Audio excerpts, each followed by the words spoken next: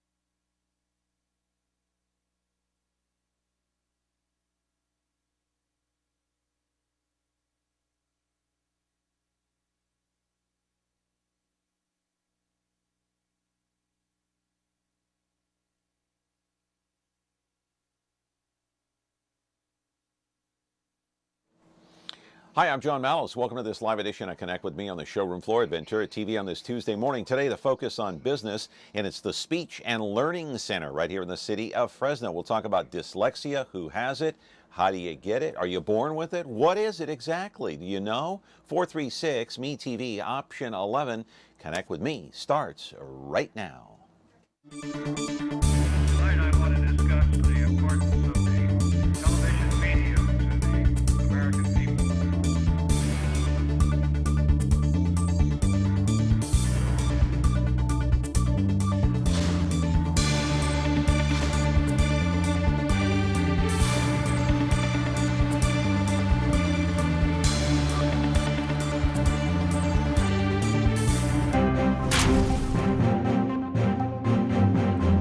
So glad you're here on a Tuesday morning. The focus is on business today, and a business that's been around for more than 2 decades. We'll get into that during the course of the program. Just a quick programming note for tomorrow. We'll have a guest in tomorrow talking about human trafficking. It is a major problem, especially right here in the state of California. He is a return guest. He's been here before, but he'll update us on what's going on in the world of human trafficking right here on Connect with Me. And as we entered midweek, and then later in the week we'll talk about the various programs that'll be on Thursday and Friday. Ever changing, my friends. And finally, we will get somebody in at some point, perhaps next week, to talk about the potential strike at the Fresno Unified.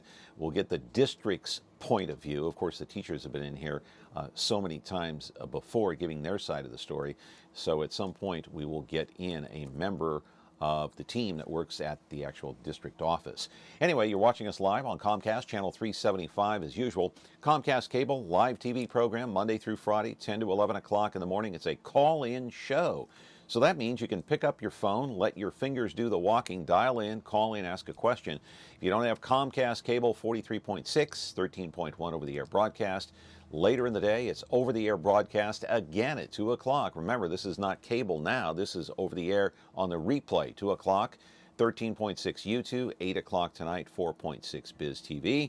After that, folks, then you can just go to your computer, your laptop, whatever, your iPad, and log on to our Ventura Broadcasting webpage and go to Connect with Me, and you can watch all of our shows dating back to 2012.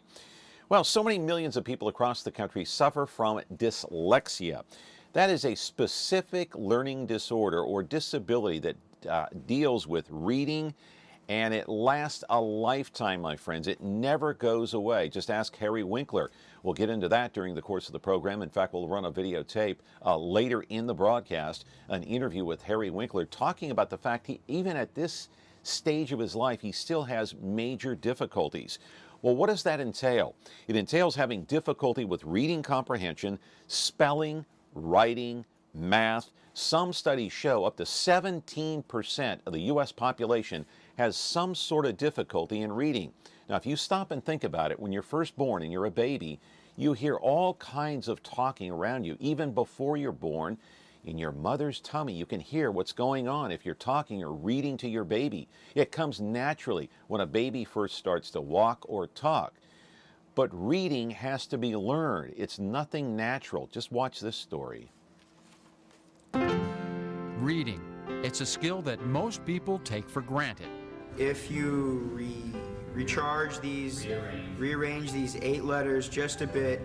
Yet for some of us, reading is a daily struggle. Class has a... The words are not going in their head the way it goes in our heads. I would stumble over words. I wouldn't know how to pronounce words.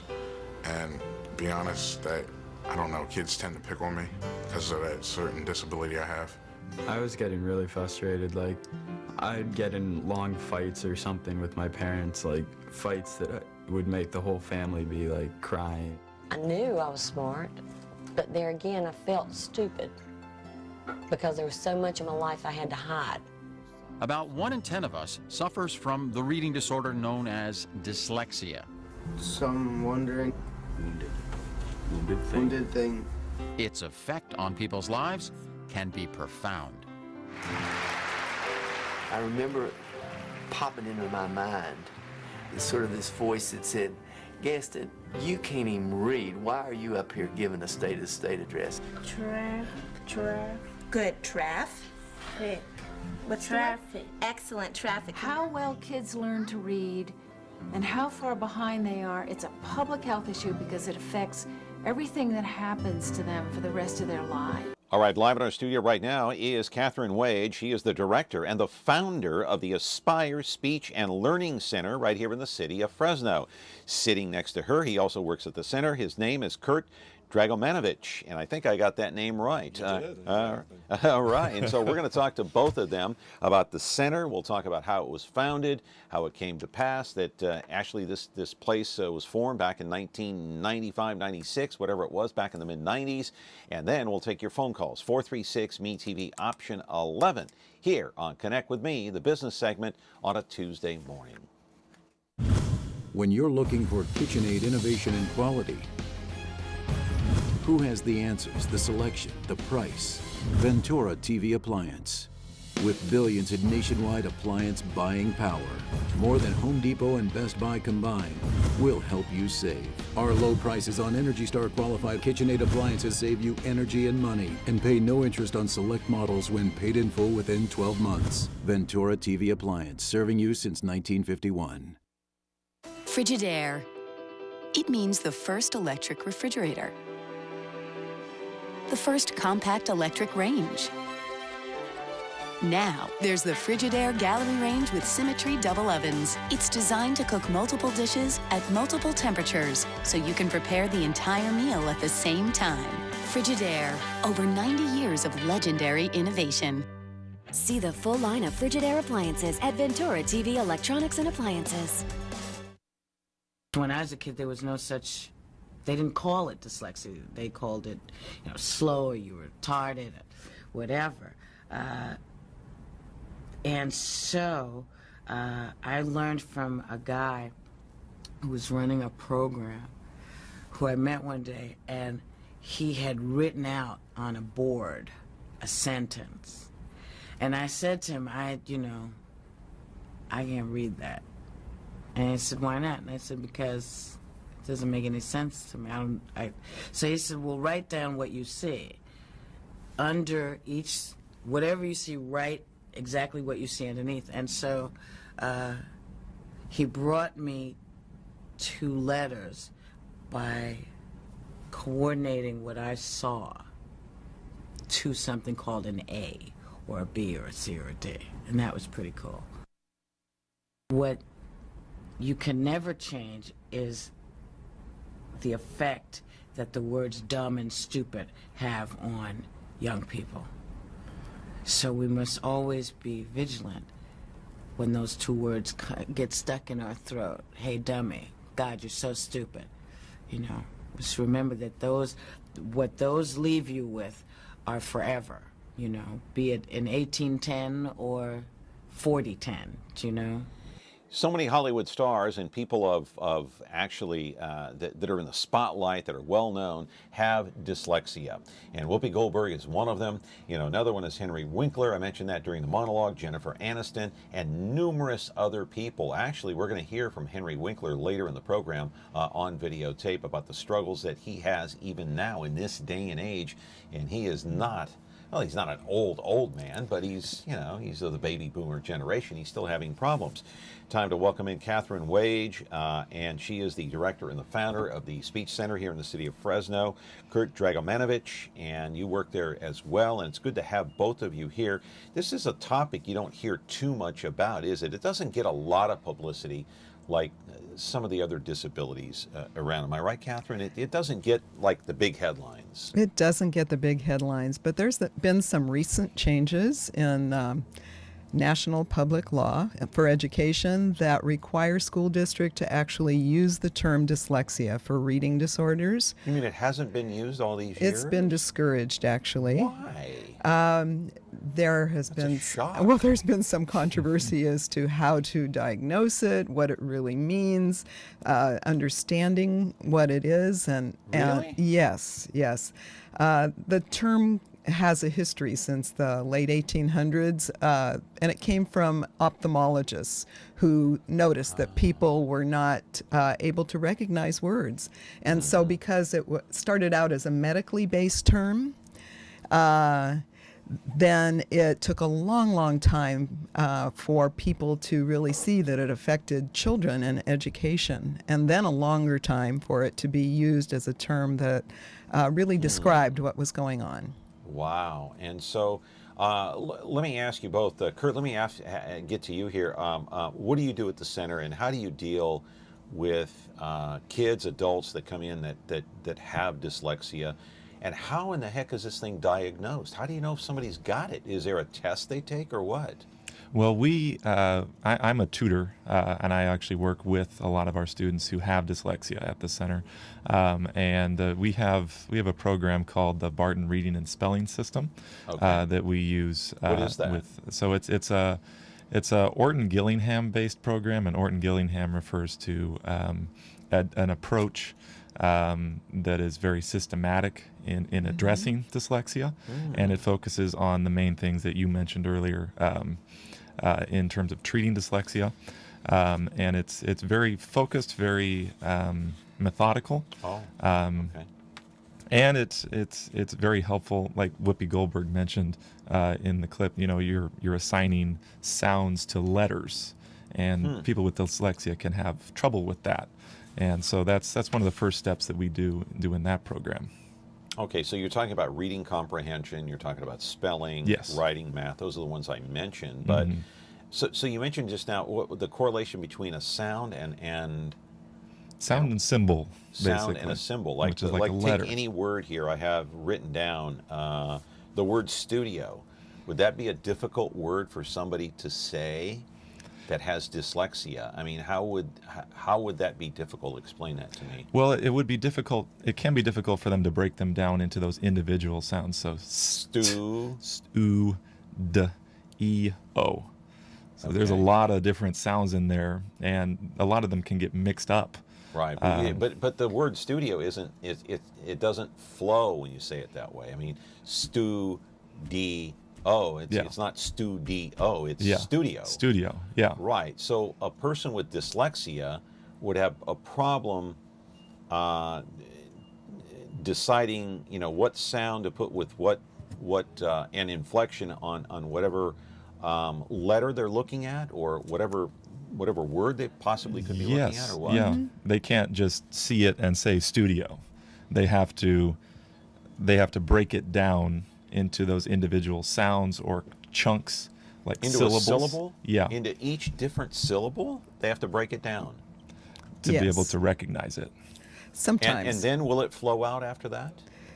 They have or to. does it take a while? Does it take practice? It takes a lot of practice, and they have to learn to break things apart and then put them back together, just like any child does in reading. But it's a real disability for them because they don't automatically synthesize to whole words. They might be able to recognize the parts of the sounds, but then st, u, d, e, o, they can never get all of those sounds together to make the word studio. To make that word flow right, out. yeah. It gets out of sequence. Is it a processing problem in their brain, or what? Often it is a processing problem. It has to do with how they deal with sounds and the language around them. So all of that happens in the brain. It's what you do with what you hear.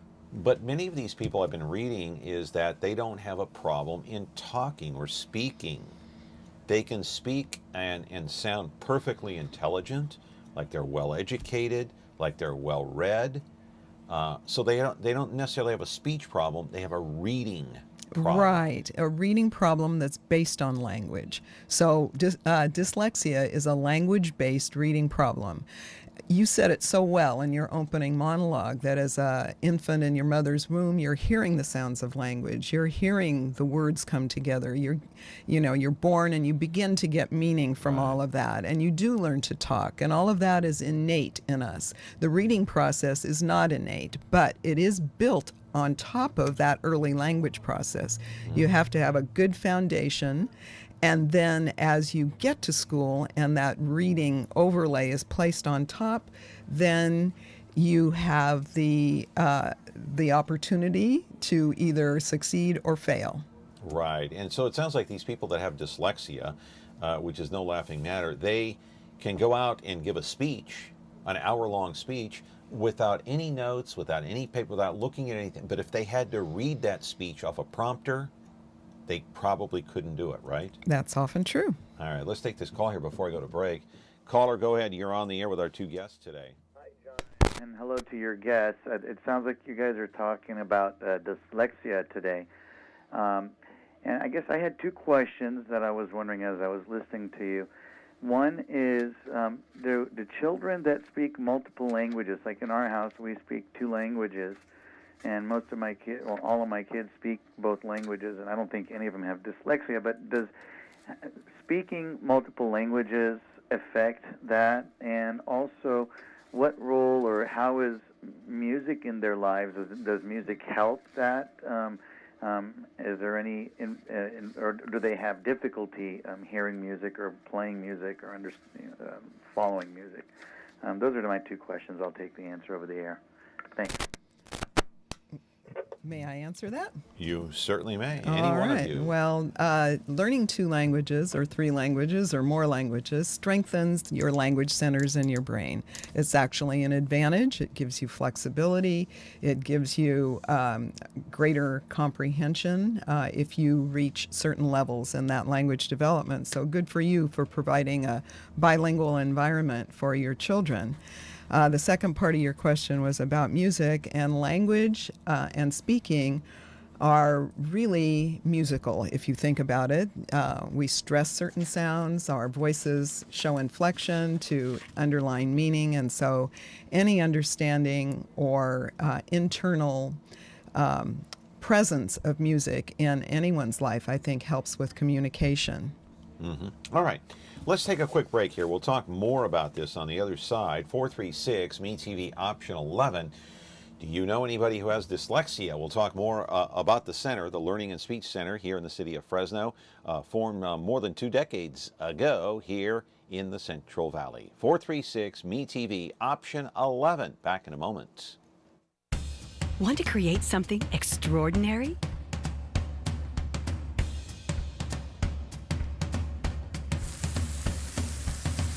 Create perfection. action. Our lifestyle appliances make it easy.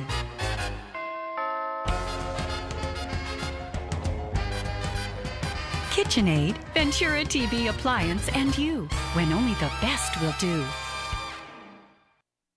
Okay, can I just say, I like to think of it as a challenge rather than an affliction. Good. You know, a learning challenge. What happens is you think to yourself, wow, I don't think I'm stupid. I don't want to be stupid. But the outside world is telling you that you are. So it's really hard to balance it up. It's really hard to reconcile what you hear and what you feel. And ultimately, what I tell almost every child I meet ad nauseum is that how you learn has nothing to do with how brilliant you are. And it's a very well put. When you were on the sets and trying to read from scripts and so forth, how did you manage there with this challenge? Well, you don't manage. You negotiate. It is so difficult. Even now, when I meet other actors for a new project around the table, we just finished shooting Arrested Development for the new season, and I am embarrassed. All this time later, I read more slowly. I stumble. But if you want something, you just plow ahead and you figure out how to get it done. Hang on, caller. Get to you in a moment. Of course, that's Henry Winkler. These high-profile cases like Henry Winkler, I mean, there's a guy that's in his late 60s, 70s. He's been in television, an actor all his life. He's got dyslexia, and to this day, he struggles with scripts that he's given, that he's got to deal with, television scripts for shows. Does it help people that have this disability or any disability to have a high-profile person come out and talk about it? It is. How so? It is very very helpful to have someone like Henry Winkler to be able to talk about it, because a lot of students just believe, oh, it's just me. He says he feels embarrassed. Yeah. To this day. Yeah. It is a lifelong journey with dyslexia. And there are ways to improve your reading skills, even if you do have dyslexia. But it does continue your entire life. Wow! And so before I get to the call here, it says researchers have not yet pinpointed exactly what causes dyslexia, but they do know that genes and brain differences play a major role. Catherine, you want to pick that up? Yes, we do find that it runs in families, and that children who come in and they're struggling with reading, when you do a really good family history, you often find, well, yes, Uncle Joe also had difficulties in school with reading, and Dad maybe had a little bit of trouble. So it expresses itself sometimes a lot and sometimes a little, and we know it's genetic, but we don't pinpoint the gene. All right, caller, go ahead. You're on the air. Are you talking? Hello, go ahead, caller. You're on. Yes, are you talking to me? I am talking to you. Go ahead. Oh, okay. When I read, I understand. I see what the word is. There's a lot of times it's simple words, but I can't keep up with the what's it called when the TV, the words on the TV when there's no volume? What do they call that? Mute. Closed caption. Oh, closed caption. Yeah. Okay. Yeah, I have a hard time keeping up with that, even though the words are pretty simple. It goes too fast for me, and but does that mean I'm dyslexic? If I'm hyperactive, I probably have ADD. My eyes seem to. It's just a little difficult. If it's slower, I can do it. But okay. That's just I'm just a slow reader. That doesn't mean I'm dyslexic, does it? Okay, that's the question. Thank you, caller. Go ahead. Not necessarily. It doesn't mean that if you read slowly, or like the TV captions do go very quickly. And if you're not able to keep up with that, that's not. That's not a sign. That's not the sign that you have. What's the dyslexia. sign? Who can pick that up? What's the sign, Catherine? You're the expert here. There is no the sign. It is a constellation. Oh, well, failure to learn to read is the sign.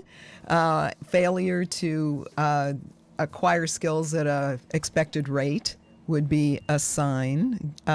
Getting stuck on sequences when you're spelling words, sequences of letters, would be a sign.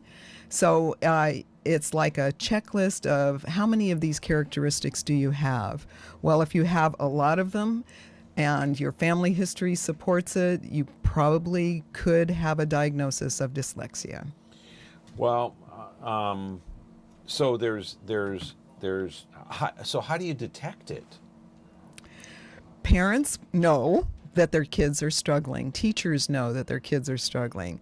They often get picked up for special education screening and or after school help or reading intervention programs, and everybody's working really, really hard to help the child acquire skills, and it's not working well. Yeah, that's how you detect it. And so do we know the root cause? Is that still, I think I asked that earlier, but it's still doctors just can't figure out why this happens? Something, maybe like the brain is like a computer. Is there some lack of connection right there in the brain, or what? That's very perceptive. Yes, we think that we know that the brain has circuits. Right. That information. So it's like a blown circuit. It's like a blown circuit or a bump in the wiring. I have a lot of those.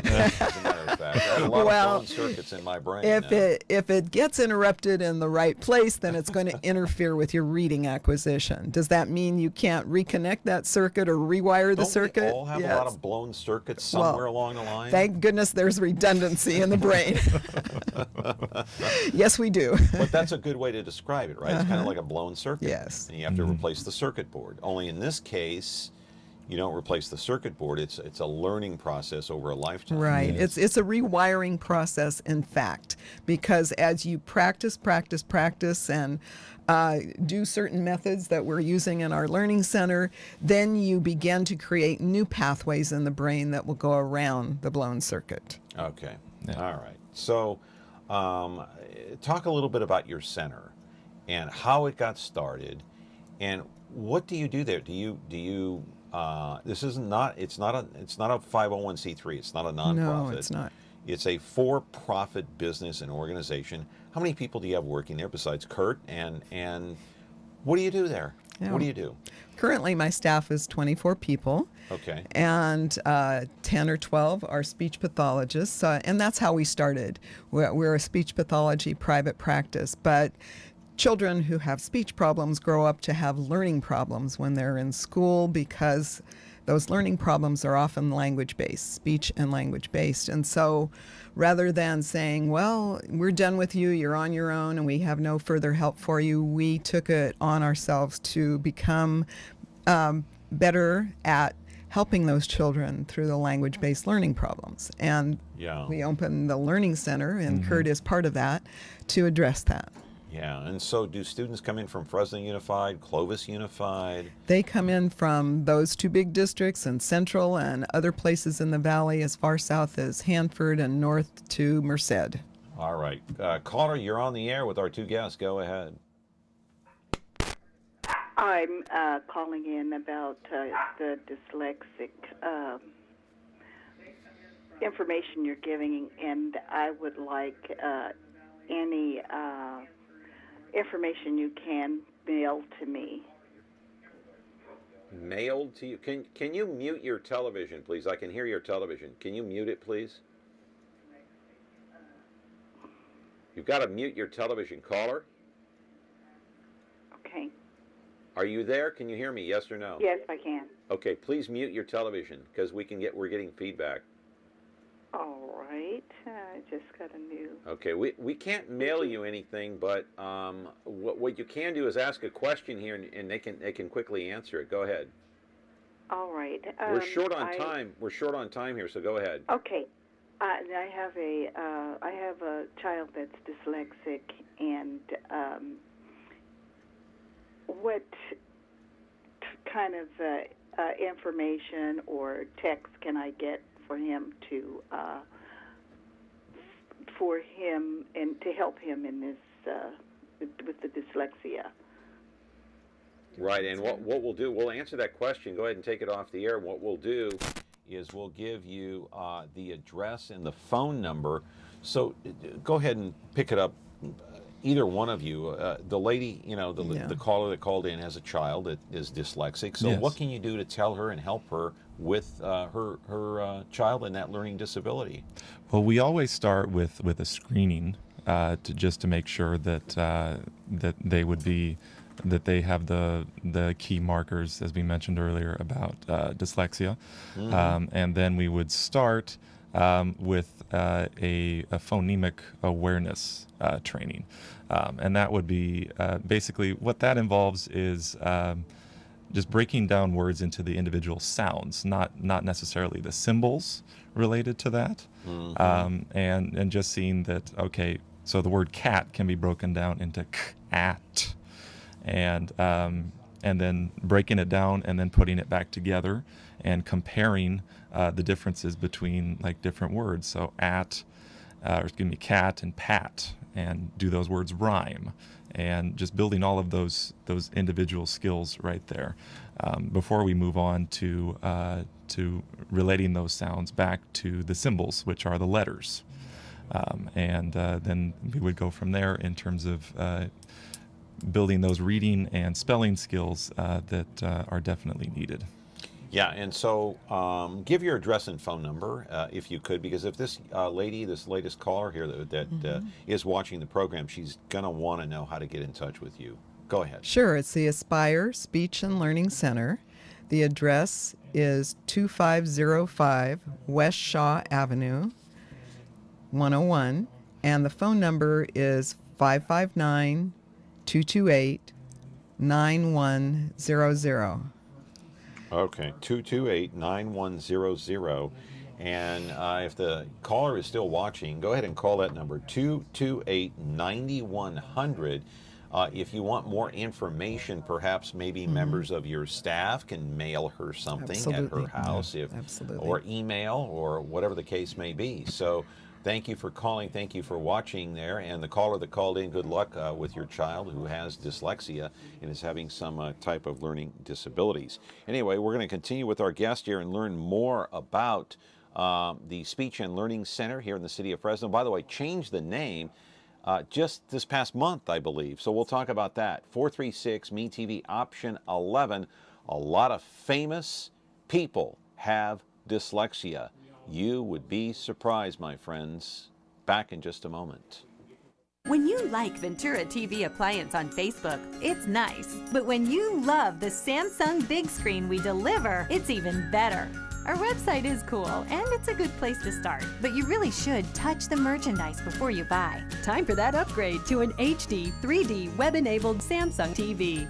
Get the best selection, price, and service in town without waiting. Come in to Ventura TV Appliance and touch the merchandise today.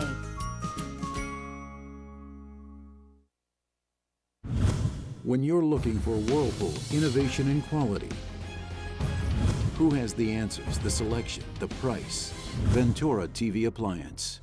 With billions in nationwide appliance buying power, more than Home Depot and Best Buy combined, we'll help you save. Our low prices on Energy Star qualified Whirlpool appliances save you energy and money, and pay no interest on select models when paid in full within 12 months. Ventura TV Appliance, serving you since 1951.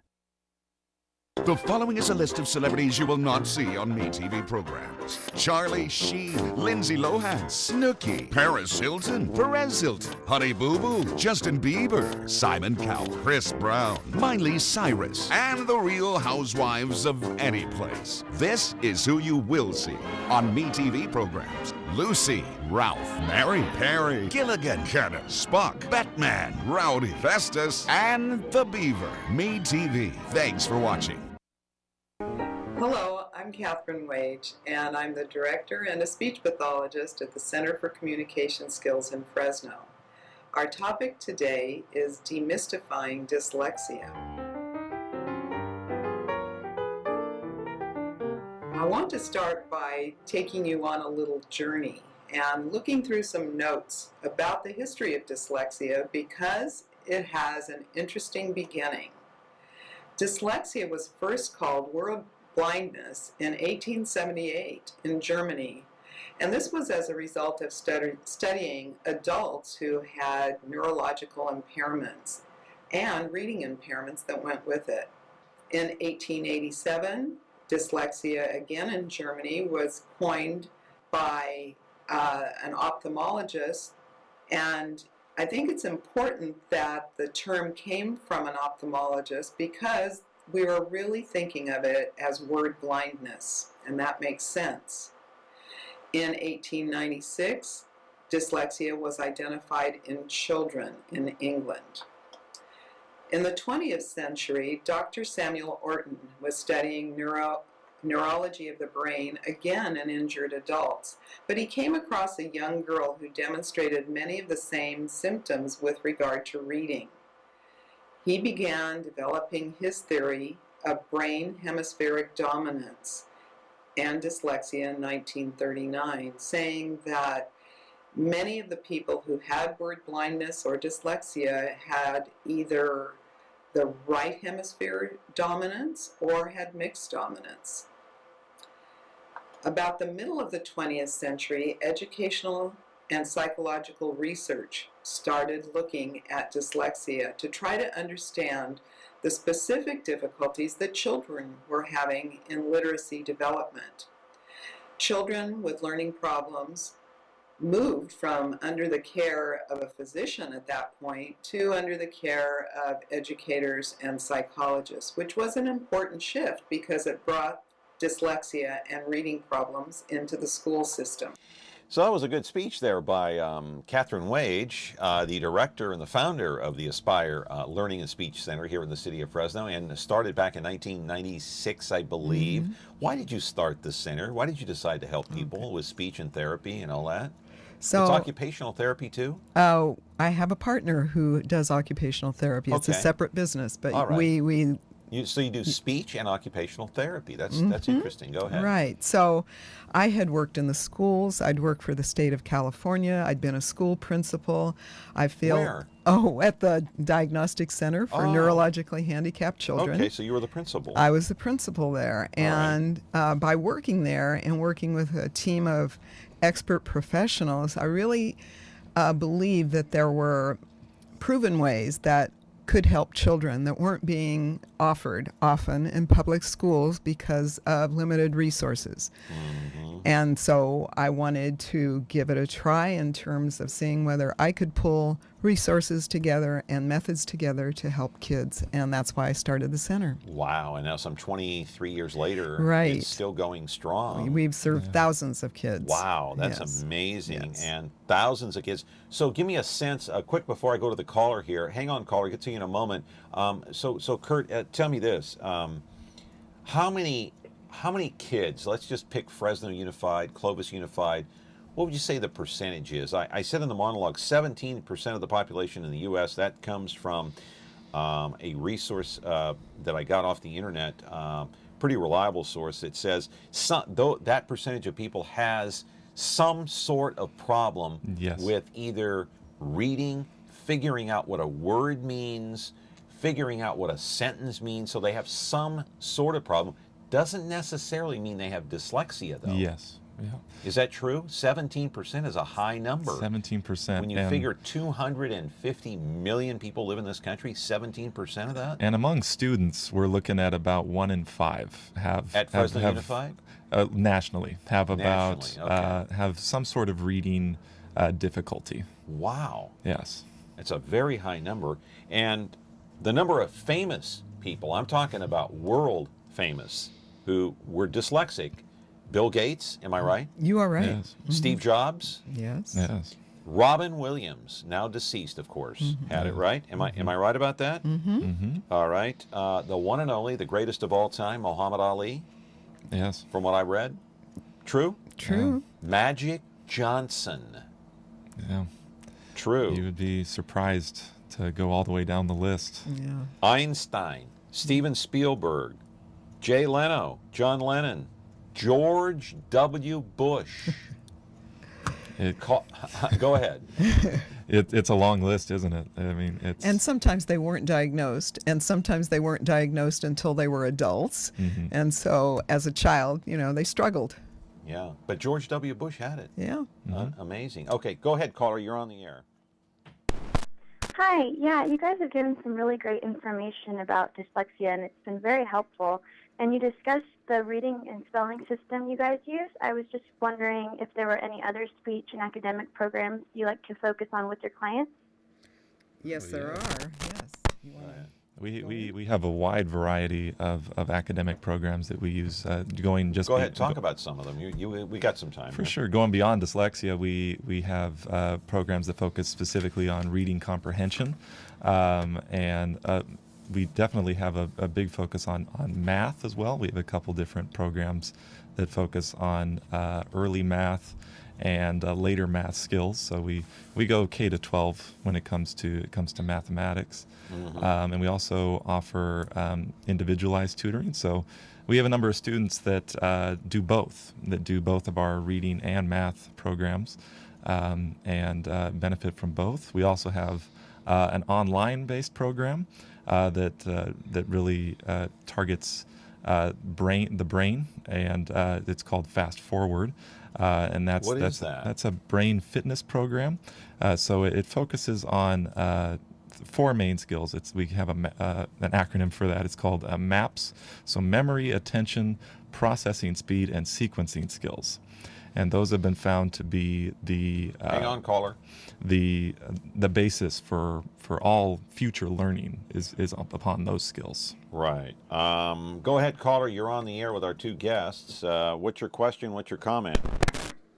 I had a question about, so many learning disabilities are treated pharmacologically, with young children. Is this something that you guys prescribe medication for or no?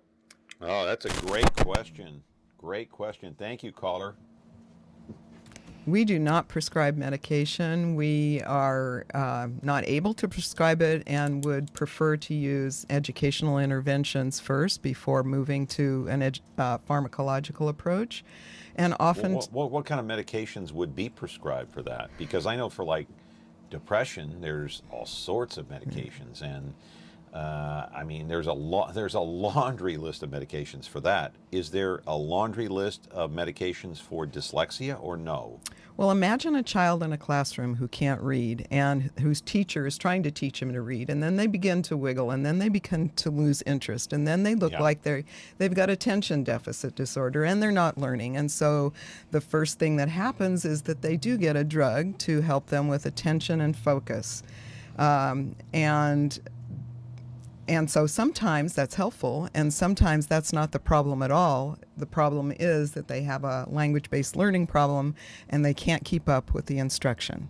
And so the best advice before we go to break here, for those parents who have a son or a daughter or a niece or a nephew or grandchildren who have dyslexia, what should they do?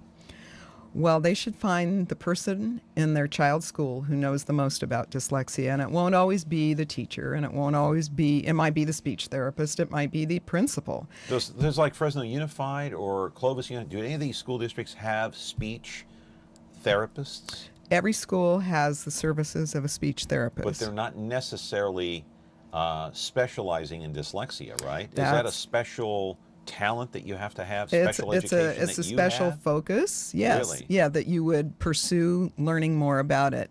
Speech therapists have to be very much generalists in the schools, so they might not have as much information as needed. But psychologists might, and there are other people who usually will take up the banner for those kids who are struggling. So you want to find that person. Who specializes in that. Who's the most interested, and make them your ally.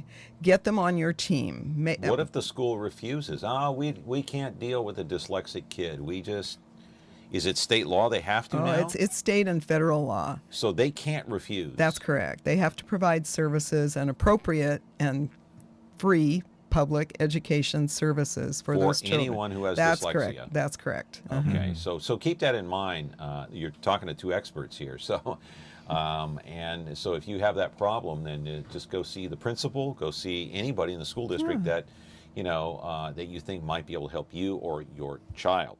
Okay, we're going to be back with our program here talking about dyslexia in the Aspire Speech and Learning Center in the city of Fresno. Back in just a moment with your phone calls, 436-ME-TV, option 11 in just a moment.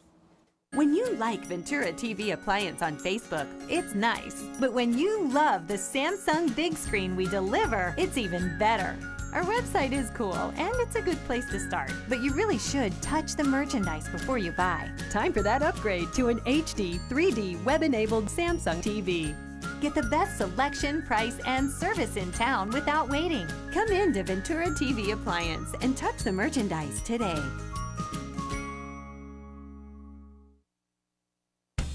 Want to create something extraordinary?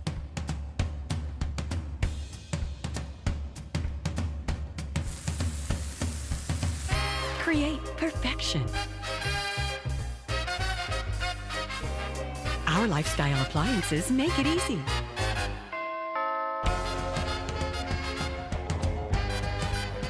KitchenAid, Ventura TV Appliance, and you, when only the best will do.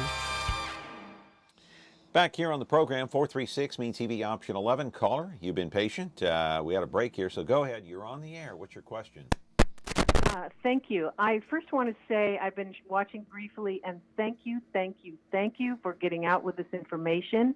My question is, what does a parent do if they suspect something like this, but the teachers are suggesting a psychologist or some other method of medication? How to fight this, to really get this diagnosed correctly? That's a good question. You like that? Yes, that's Go a good ahead. question, and it's certainly one that I've heard a lot in terms of how can we make this happen. You have to start with your school student study team and bring up all the issues that are surrounding learning. And then through the study team process, they make a plan, and then they have to execute the plan. And if the plan doesn't help, then you have rights. You have rights to ask for further assessment. And let me give you a hint. If you put that in writing, put your request in writing, it starts a timeline process. So the school has a certain amount of time to initiate the testing, present the results, and meet with you on what the testing shows. You can consider what those results are. If you disagree for some reason, you have more rights in terms of asking for additional assessment, maybe an outside assessment, and finding out really what is the basis for your child's struggle in school. So you do have rights, and it's a good thing to know your rights. You can look up more about that on the Learning Disabilities Association website and find out really what the process might be. Wow. And so do you want to add to that, Kurt? Because that was great information. I just was listening there very intently. Go ahead. It can be quite a process. And if, like Kathy mentioned, if it does get to the point where you would like to request an outside assessment, we do provide those as well. All right. Some other famous people who had this have got Tom Cruise. The actor Tom Cruise has it. Richard Branson, the owner of that airline, right? Virgin Airlines. Am I right about that? Yes, he talks about it. Yeah, yes. he talks about it, and he has talked about it. Others, pitcher Nolan Ryan. He's a Hall of Fame pitcher, Major League Baseball. And so a lot of people with this disability. Now, let me ask you about how do people who have children with dyslexia, when they come to your center, what's the first thing that happens? Do they just come up to the front desk? Do they ask for you? Take us through the process. I imagine there's paperwork to fill out. Does insurance cover this? Do you have to pay out of pocket? What does it cost? All of those questions, I'm sure, going through the minds of people right now. Very good questions. You always can call us and ask for a free consultation, so no cost at all. Okay. And you will either speak with somebody on the Learning Center side, like Kurt, or if your child is already getting some special ed services, you will speak with me or one of my other therapists. And we sit down and ask a series of questions and get some background information from you and say, well, this is what we could offer you. This is the process that we would go through. We help you look at your insurance policy and see if it might be covered. And if it is covered, then then we go through the speech therapy side, because speech therapy is more of a medically based service, whereas the tutoring is not. So if you have a 5-year-old child, how long would this process be? How long do you think it would take to go through the Learning Center? Would it be 6 months, a year? What's the program Well, like? to get in for some service is less than 2 months. Okay. Once you start the service, and it depends on each child as to what their needs are and how far behind they might be. And it can be as short as 2 months and as long as years. Years. Yes. Yeah, years. Go ahead, Kurt. You were going to say something. The process can vary even on the Learning Center side as well. It can start rather quickly. We can, with the consultation process, and move from there. We usually start our students within 1 to 2 weeks on a program based upon the results from either the consultation or a further assessment, and then we talk with the parents on what programs would be best for their student based upon what they've seen, what their teachers have seen, and what we have observed thus far. All right, other famous people I'm just mentioning here. Rex Ryan, the football coach, right? Bruce Jenner. Now, Caitlyn Jenner admittedly has dyslexia. So, 436, MeTV, option 11. Take our final break here. Back in just a moment. Frigidaire. It means the first electric refrigerator. The first compact electric range. Now, there's the Frigidaire Gallery Range with Symmetry double ovens. It's designed to cook multiple dishes at multiple temperatures, so you can prepare the entire meal at the same time. Frigidaire, over 90 years of legendary innovation. See the full line of Frigidaire appliances at Ventura TV Electronics and Appliances.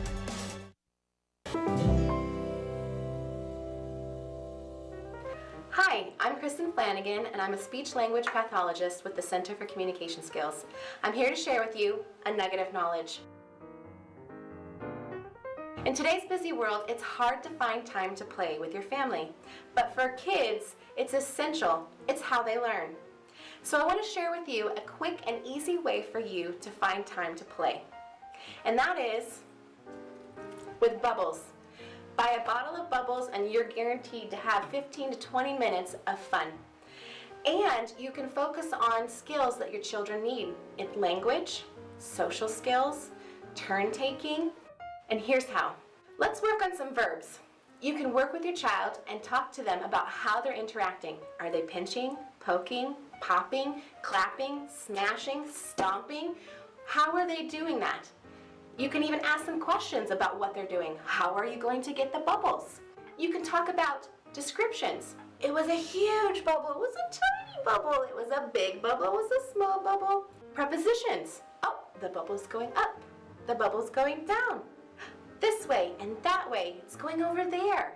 You can also work on turn taking, which is a precursor to conversational skills. If they can share their bubbles, then they can share a story. I hope this helps you find a quick and easy way to introduce play. All right, the nugget of knowledge. What's that all about? You know her, don't you?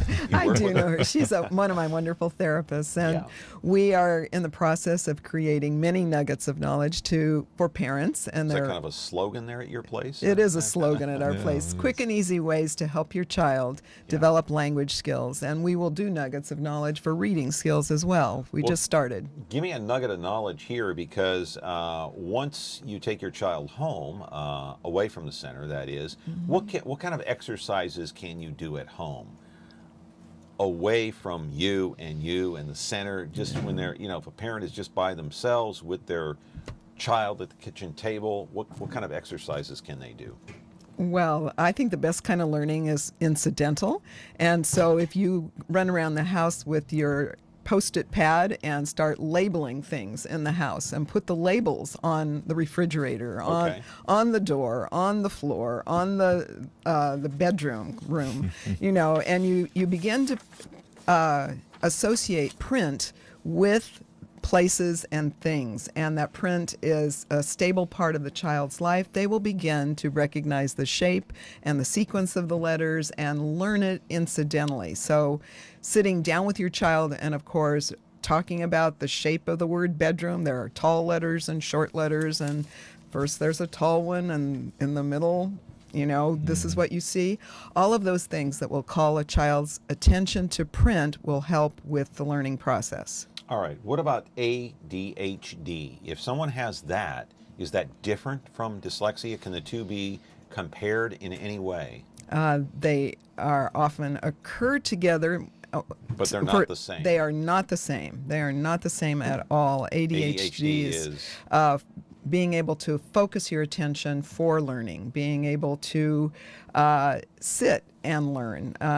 So your body... And dyslexia is having to do with the process of learning the sequence of letters to make and read words. And that can affect your math learning? That absolutely affects math learning. There is... Wow. Yes. Yeah. Just like letters are symbols, numbers are symbols too.